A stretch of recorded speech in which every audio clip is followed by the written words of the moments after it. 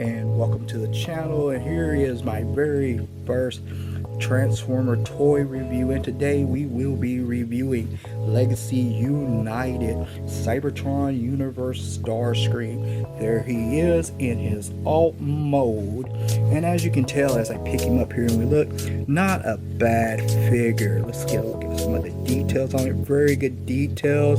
And this is Starscream in his Cybertron alt mode, and I'm not gonna lie, very good solid figure from head to toe. There's the top. Now let's look around at the side. Very good details.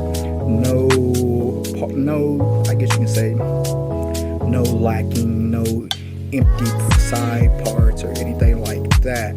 And of course, it's Starscream, and he is looking very awesome. Now let's get down to some details. Looking at some details here. Nice cockpit, very good sides. Like I said, no, I guess you can say no open parts or no open pieces anywhere. And it's Starscream in Cybertron form. Now, of course,